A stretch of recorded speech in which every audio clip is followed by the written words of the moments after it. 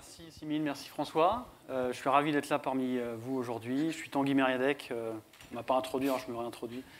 Je suis VP Sales de l'Europe chez Akeneo. J'ai rejoint Akeneo il y a 8 ans et j'ai eu l'immense plaisir d'accompagner beaucoup de pays dans leur développement. On va effectivement parler aujourd'hui de l'omnicanal en particulier, avec deux clients Akeneo, Agnès B et Zenith. Pour le contexte, on sait aujourd'hui que les prospects ont, on va dire, en moyenne 17 points de contact pour se convertir en clients. Ça représente 17 opportunités pour les marques de réussir ou au contraire de passer à côté de la possibilité de convertir un prospect en client. L'élément critique dont on va parler aujourd'hui ensemble, c'est la sécurisation de cette conversion qui est apportée, en tout cas c'est notre conviction, par la cohérence des expériences produits que vous allez apporter sur les différents canaux de distribution. Donc aujourd'hui, je suis très heureux d'accueillir Romuald de Agnès B, Christophe et Marion de Zenith, et je vais vous laisser vous présenter dans un instant. Romuald, on va commencer par toi. Je te laisse te présenter, peut-être rappeler dans les grandes lignes Agnès B, tout le monde vous connaît, mais je pense que vous avez une particularité, notamment avec l'activité que vous avez en Asie. C'est important de le préciser. Je te laisse te présenter.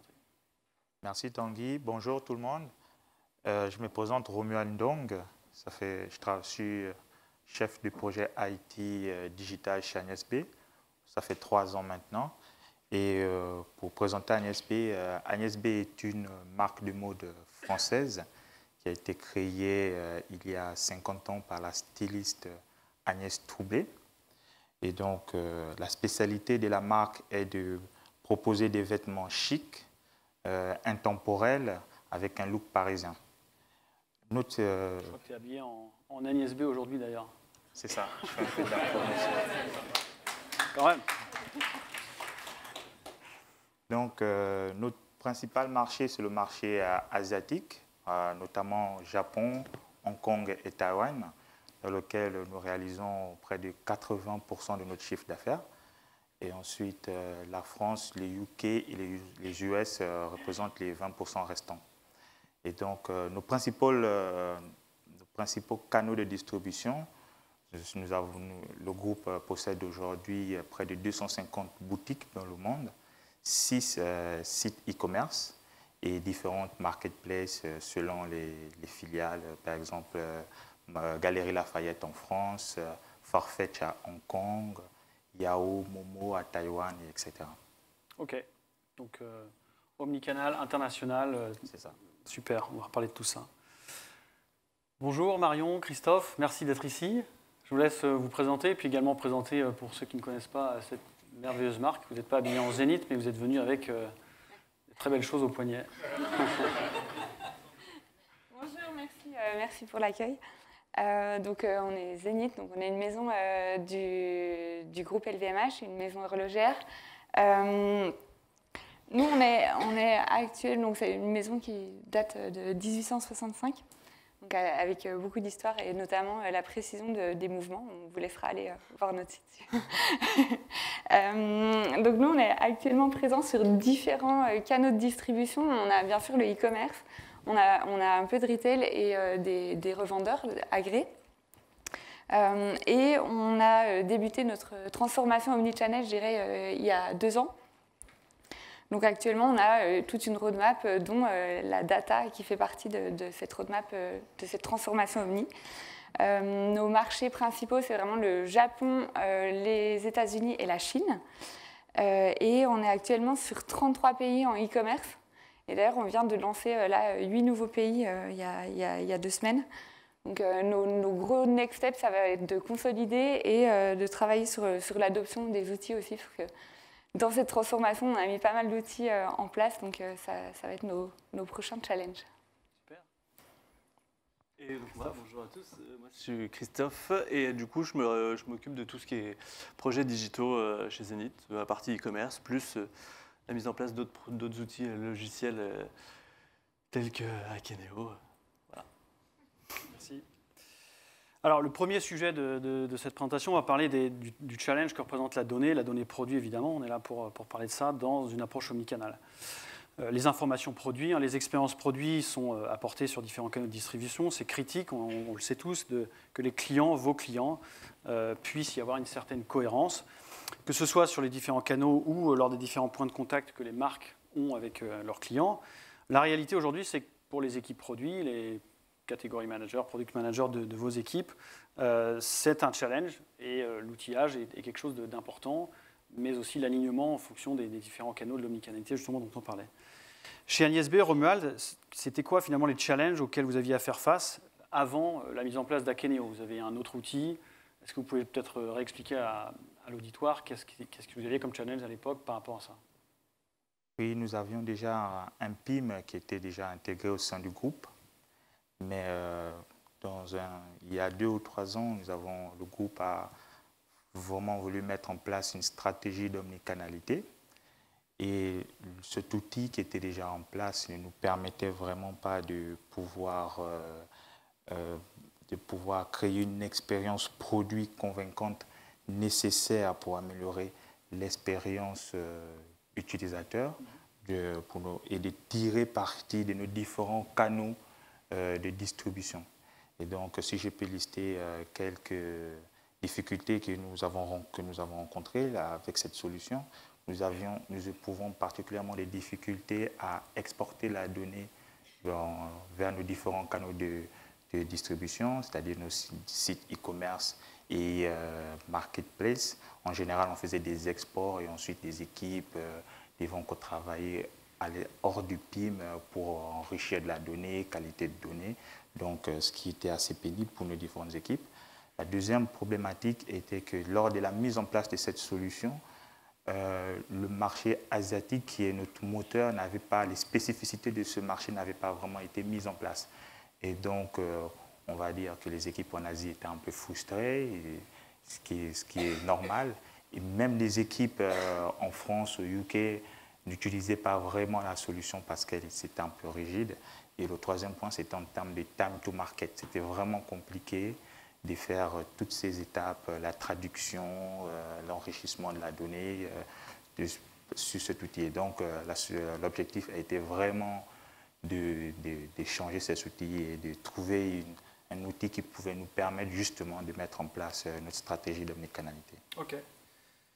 Comment justement vous avez résolu les challenges que vous listiez? Le change, c'est un élément dont on va reparler tout à l'heure. Hein, c'est très, très cher à nos équipes CSM, comment on accompagne les équipes dans la durée au-delà du projet. On en reparlera dans la troisième partie de cette présentation. Mais comment justement vous avez résolu ces challenges en quelques mots? En fait, avec Akeneo nous a permis d'aligner les pratiques d'enrichissement, le ton de la marque entre l'Asie et l'Europe, et tout en regardant les spécificités des différents marchés. C'est-à-dire, nous avons mis en place on va dire, des fiches produits beaucoup plus riches, beaucoup plus complètes. Nous avons mis en place des process entre les différentes équipes, par exemple les équipes marketing, les équipes logistiques qui pouvaient participer dans une même solution pour enrichir la solution. Et également, Akeneo nous permettait de nous connecter facilement à nos différents outils tiers, c'est-à-dire les sites e-commerce. Par exemple, Hong Kong a un site e-commerce qui est différent avec une autre solution qui est Taïwan. Et donc, en partant d'Akeneo, ça nous permettait de nous connecter facilement à différents outils avec des connecteurs natifs. Et même lorsqu'on n'avait pas de connecteurs natifs, on pouvait se connecter par API, qui était beaucoup plus pratique pour nous et qui limitait le temps de travail de nos différentes équipes d'intervention. Super. Et puis, dernier point avant de passer à Zénith, dans quelle mesure la stratégie omnicanal a pu évoluer dans le temps? On a parlé de l'importance des boutiques, des magasins. Je crois que c'est un des futurs enjeux pour vous d'utiliser Akeneo dans cette optique-là. Oui. L'omnicanalité vient également avec on va dire des objectifs business. En fait, nous avons un fort réseau de boutiques. Et donc, l'objectif également est de connecter Akeneo avec les différents POS également, parce qu'au sein du groupe, nous utilisons plusieurs solutions POS. En France, ça peut être Cegid, en Hong Kong, c'est différent. Et donc, connecter Akeneo avec le projet futur, afin de garantir à nos utilisateurs, nos clients et prospects une expérience cohérente en boutique et sur les marketplaces ou nos sites e-commerce. Ok, super. Merci Marion. Romuald, pardon. Marion, j'étais déjà sur ma fiche d'après. Super. Marion, du coup côté, il y a beaucoup de noms, c'est difficile. Côté Zénith, dans quel contexte s'inscrit ce projet? Je crois que ça remonte, l'omnicanalité, c'est long, ça fait 5 ans, on en parlait quand on a préparé cette discussion. Akeneo vient dans une phase ultérieure. Expliquez-nous le contexte et des challenges des équipes à l'époque. Oui. Alors nous, on a commencé cette stratégie omnichannel, je dirais, il y a plusieurs années, mais vraiment il y a 2 ans. On a acté cette transformation début 2023 et avec 9 axes de travail vraiment principaux dans notre stratégie de développement et dont un axe qui est vraiment la donnée et bien sûr la donnée produit. Avec son accessibilité, l'uniformisation de l'information à travers les différents canaux. Et donc, c'est dans ce cadre-là qu'on est naturellement arrivé à la mise en place d'un PIM. Tu parlais des 9 axes de travail dont la donnée faisait partie en priorité. C'était quelque chose, c'est une évidence chez Zénith. Comment vous avez vendu ce sujet-là? La donnée en tant que telle, ça peut parfois être très vendeur pour les directions des groupes. Oui. Alors, c'est vrai que de base, quand on a commencé à parler de la donnée, on parlait plutôt de données clients. Mais finalement, la donnée produit a aussi son importance et on s'en est plutôt rendu compte au moment où on a voulu avancer sur notre replatforming et passer sur Salesforce Commerce Cloud. Où finalement, pour pouvoir connecter l'ensemble de nos flux produits, on s'est dit que, en fait, naturellement, la mise en place d'un PIM et de Akeneo est venue s'intégrer dans le cadre de ce projet-là, avec finalement, en se disant, on va lancer un projet PIM et DAM liés ensemble pour que l'ensemble de l'information produit puisse être relié à notre replatforming et à notre changement d'outils e-commerce. Donc c'était hyper important pour nous de penser, de réfléchir ce projet d'une manière globale et transverse, et aussi d'impliquer toutes les équipes concernées parce que c'est des gros investissements et finalement c'est ce qui va nous amener à ce change aussi sur l'omnicanalité et ce change dans la façon de travailler. Donc, parce que finalement, on peut introduire et mettre en place plein d'outils, mais si on n'a pas ce change management et si on n'embarque pas les équipes sur l'utilisation des outils, le projet ne va pas avoir le succès escompté. Donc, c'est comme ça qu'on est arrivé à ces solutions. Donc ça, c'est la première phase. Depuis que vous avez mis en place Akeneo, est-ce que vous avez pu envisager des nouveaux canaux que vous pouvez déployer plus facilement, juste pour donner des retours concrets à l'audience ici? Alors oui, en effet, pour nous, c'était assez simple parce que une fois qu'on a mis Akeneo en place, on a eu vraiment tout un éventail de connecteurs qui étaient à disposition. Et un des projets sur lesquels on travaille actuellement et sur lequel Christophe travaille actuellement, c'est la connexion avec InBetween. Aussi pour tout ce qui est catalogue print et mise en place de ce collecteur-là. Ok, super. Merci. En conclusion de cette première partie, l'importance de l'omnicanalité dans les objectifs business, comment est-ce que l'entreprise que vous représentez serait à même d'atteindre les objectifs de croissance sur l'omnicanal si vous n'aviez pas cet outil finalement, si on devait refaire l'histoire? Est-ce que vous pensiez que c'était possible sans ce type d'outil ou au contraire, c'est quelque chose qui vous a vraiment libéré? Je dirais que l'objectif, l'omnicanalité, c'était déjà un objectif de croissance au sein du groupe. Donc, à partir de cet objectif, le groupe a voulu mettre tout en œuvre, tout en place pour vraiment mettre en place l'omnicanalité. C'est un objectif de croissance dans un premier temps. L'omnicanalité est également un objectif pour améliorer l'expérience utilisateur de nos clients ou prospects afin qu'ils puissent avoir une expérience cohérente sur nos différents sites ou en boutique ou dans nos différentes marketplaces. Le troisième point également, c'était vraiment onboarder les différentes équipes, c'est-à-dire dans l'esprit omnicanal, que ce soit l'équipe online ou les boutiques, pour pouvoir faire de l'order in-store et tout ça. Donc, vraiment, un outil tel qu'Akeneo était vraiment un outil qui nous permet aujourd'hui de pouvoir continuer dans notre stratégie omnichannel et de pouvoir déployer d'autres projets par la suite. Ok. Peut-être dernière remarque de fin sur ce thème, Marion. Oui, alors pour nous, l'omnicanalité, c'est un réel enjeu. Donc ça fait 2 ans qu'on a commencé cette transformation et on a vraiment recentré les objectifs pour remettre le client au cœur de ce qu'on faisait, de nos stratégies, pour pouvoir aussi proposer la meilleure expérience client possible et que ça soit une expérience seamless à travers tous les canaux. Donc c'est comme, enfin voilà, vraiment, cette nouvelle stratégie, c'est vraiment un enjeu business global qu'on transmet à travers le monde et nos canaux. Très bien, merci.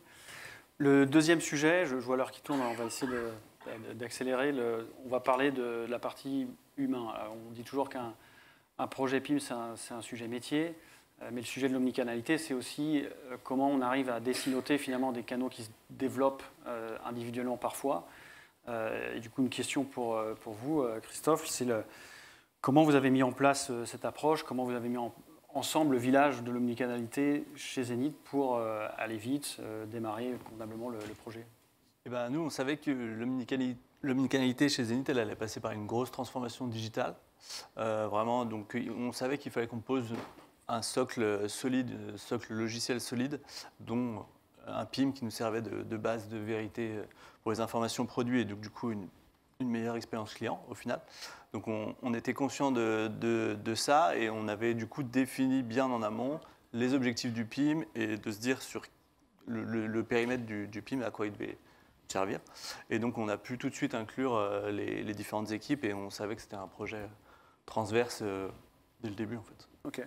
Le recrutement des équipes, c'est toujours un challenge quand on démarre un projet avec Akeneo ou Omnicanal. En tout cas, c'est souvent des feedbacks qu'on nous donne. Comment vous y êtes pris? Est-ce que c'est des recrutements externes, internes, intégrateurs, à la fois côté métier, IT, mais voilà, peut-être partager cette partie-là. Alors, nous, vu qu'on avait bien défini le scope, on savait quelle équipe était inclue. Donc, il y avait le département produit, l'IT, l'e-commerce et marketing. Et en fait, c'était déjà des personnes qui étaient sur place, qui étaient déjà employées et qui avaient la connaissance métier. Ouais. Et donc, du coup, ça a favorisé la chose. Et en plus de ça, on avait choisi un intégrateur qui, lui, connaissait très bien la solution Akeneo et qui avait déjà eu des expériences sur des maisons horlogères, qui a pu aussi bien nous guider et nous fluidifier. Voilà, que ça s'est passé de manière très fluide, l'intégration d'Akeneo. Ok. Romuald, côté Agnès B, même question. Comment le village a été mis en place à la fois, dans cette dimension internationale, européenne et omnicanal? Est-ce que tu peux nous présenter cette approche du change et comment vous avez embarqué l'Asie dans ce projet-là notamment? Oui, lorsque nous avons décidé de changer notre solution PIM, et pour nous l'approche elle était plutôt simple. Nous avons voulu mettre en avant le côté humain dans un premier temps et deuxièmement nous avons travaillé d'abord particulièrement avec nos filiales en Asie parce que nous avons bien compris que la précédente solution les 3 dernières années ce n'était pas vraiment c'était pas vraiment bien passé avec la précédente solution. Donc l'objectif était d'abord de bien recueillir le besoin et les spécificités, de mieux comprendre notre marché parce que nous, le projet a été mené à Paris, on ne comprend pas vraiment comment ça se passe en Asie. Et donc, il y a eu vraiment une vraie discussion, une compréhension avec l'Asie. Mais avec le côté France, était déjà plus ou moins bien fourni par rapport à la précédente solution. Et donc, ça, c'était l'approche que nous avons abordée durant ce projet. Et ça s'est matérialisé, par exemple, car c'est l'Asie qui est d'abord allée en production. Voilà, pour leur témoigner et pour qu'on puisse être mieux focalisé parce que c'est aussi le moteur de notre business, ouais. C'est ça aussi. Et donc, et de notre stratégie omnicanal. Donc, c'était voilà, le côté humain et voilà. Ok. Et puis peut-être dernière question sur ce thème.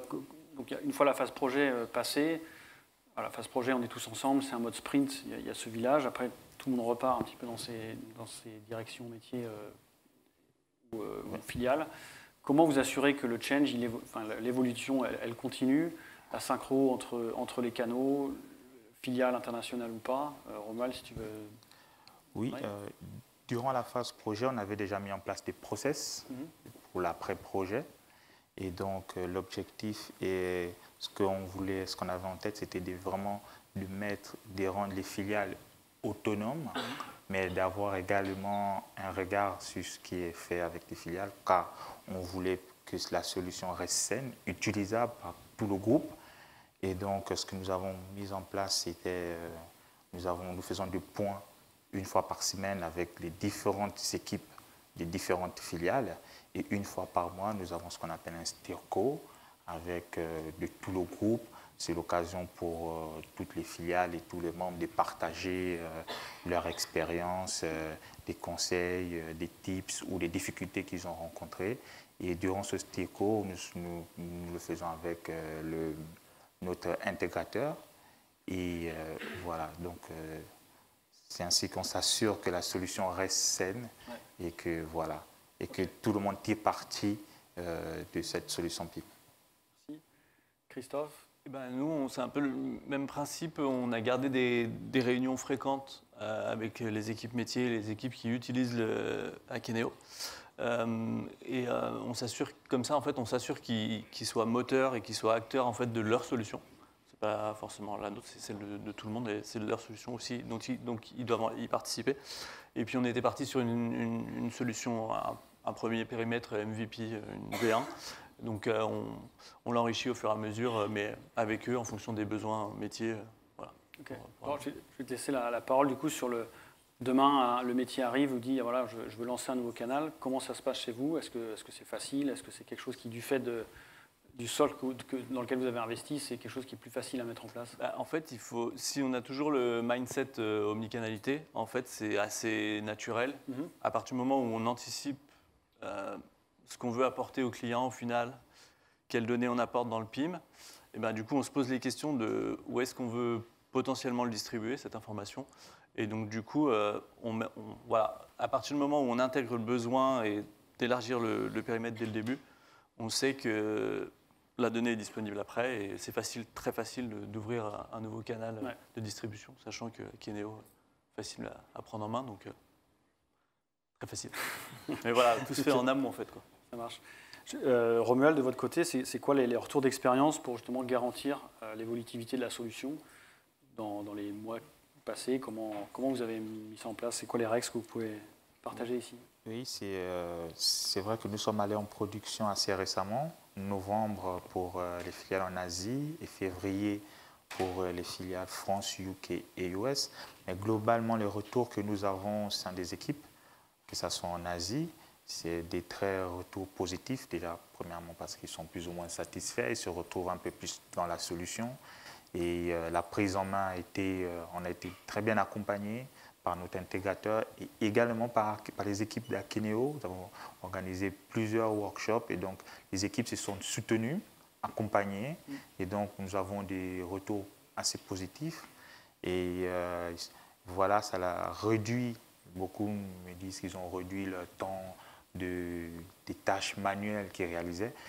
Les tâches manuelles n'ont pas encore été totalement éradiquées, mais il y a une grosse partie de leur temps qui est consacrée à des problèmes de qualité de données, etc. Et donc, globalement, la solution a été très bien accueillie par les métiers et par les différentes filiales. Et voilà. Quel conseil, Romuald, vous donneriez pour quelqu'un qui serait sur le point de se lancer là, sur un projet omnicanal avec Akeneo, avec un PIM, peu importe finalement, mais c'est quoi le conseil que vous donneriez? Voilà, la synthèse ultime de ce qu'on vient de se dire. Le conseil que je donnerais, c'est dans un premier temps de bien cadrer le projet et de bien définir les périmètres, les différentes channels, ce qu'on veut mettre en place. Le deuxième point que je donnerais, c'est vraiment d'avoir un bon intégrateur. Un intégrateur qui... On n'a que des bons intégrateurs aujourd'hui. D'avoir un très bon intégrateur. Je reprécise parce qu'on avait eu un intégrateur sur la précédente solution. Ah d'accord. Mais un bon intégrateur à Kenéo alors. Et de préciser qu'il y a une bonne compréhension non seulement des enjeux PIM dans une stratégie omnicanale, qui comprend bien votre métier, parce qu'on a des intégrateurs qui comprennent le métier quand ils se présentent, mais sur les faits, c'est un peu compliqué. Et le troisième point que je pourrais aborder, c'est vraiment le côté humain. Il faut que les équipes IT et métiers se comprennent bien pour qu'il n'y ait pas d'ambiguïté ou pour qu'il n'y ait pas de problème. Parce que si le problème n'est pas...